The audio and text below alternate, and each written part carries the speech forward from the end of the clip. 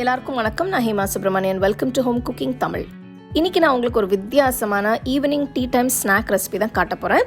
இது ஒரு Maharashtrian special dish. இது பேர் கொத்திம்பேர் வாடி. இது நம்ம கொத்தமல்லியெல்லாம் போட்டு செய்ய போகிறோம். கிட்டத்தட்ட கொத்தமல்லி வடைன்னு சொல்லலாம். ஸோ வாங்க இது எப்படி செய்யறதுன்னு பார்க்கலாம்.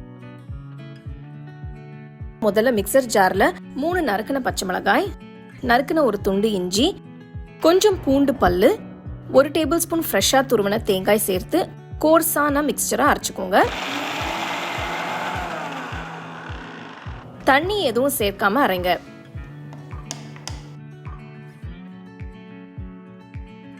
அரைச்ச பிறகு ஒரு சின்ன போலுக்கு மாத்தி வச்சிடலாம்.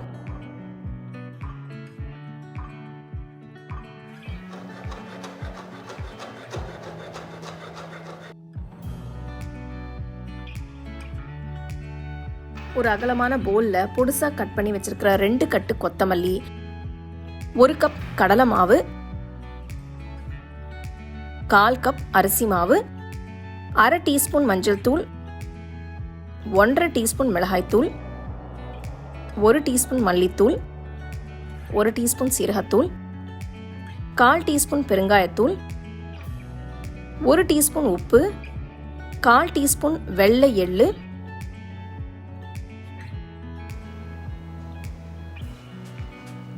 எல்லாத்தையும் நல்லா கலந்து ஃப்ரெஷ்ஷாக அரைச்சி வச்ச மசாலாவில் சேர்த்து லேசாக தண்ணி தெளித்து நல்ல ஸ்மூத்தான மாவாக மிக்ஸ் பண்ணுங்க.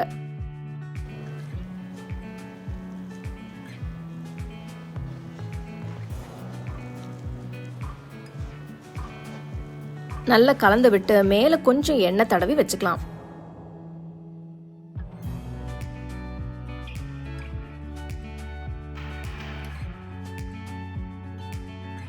இப்போ ரெடி பண்ண மாவை ஸ்டீம் பண்ணி எடுக்க போகிறோம்.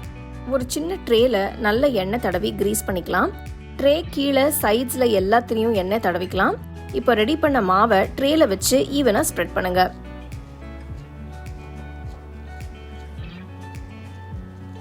நான் இங்கே இட்லி ஸ்டீமர் வச்சு தான் பண்ணுறேன்.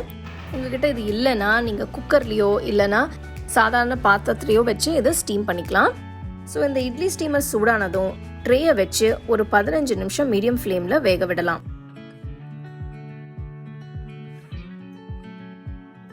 பாருங்க எவ்வளவு அருமையா குக் ஆயிருக்குன்னு. ட்ரேயை வெளியில எடுத்துட்டு ஆற விடுங்க. நல்லா ஆறுனதும் ட்ரேல இருந்து எடுத்துட்டு உங்களுக்கு பிடிச்ச ஷேப்ல கட் பண்ணுங்க. நான் இப்போ ரெக்டாங்குலர் பீசஸா கட் பண்றேன்.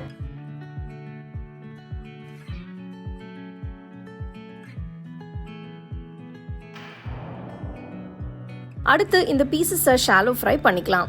ஒரு பேன்ல தேவையான எண்ணெயை ஊற்றி சூடானதும்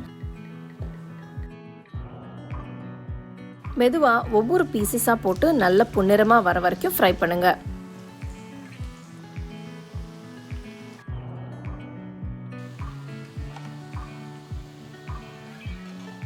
ஒரு பக்கம் ஃப்ரை ஆனதும் இன்னொரு பக்கம் ஃப்ரை பண்ணுங்க.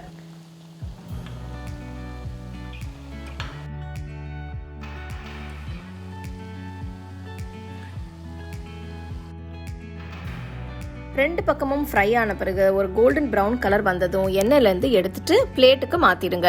ஸோ இந்த அருமையான ஸ்நாக்கை நீங்க டொமேட்டோ சாஸ் இல்லைன்னா மின்ட் சட்னி வச்சு சர்வ் பண்ணலாம்.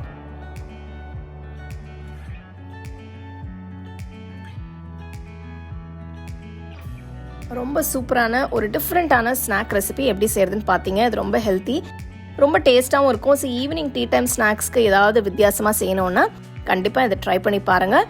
எல்லாருமே ரொம்ப விரும்பி சாப்பிடுவாங்க. ட்ரை பண்ணி உங்கள் கமெண்ட்ஸை கமெண்ட் செக்ஷனில் போடுங்க.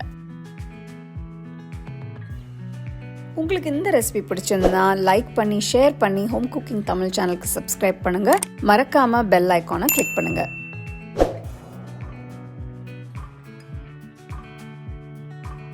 The second edition of our home cooking book is now available on our website 21frames.in.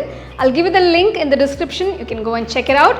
The book is currently available only in India for now, so you can place your orders on 21frames.in.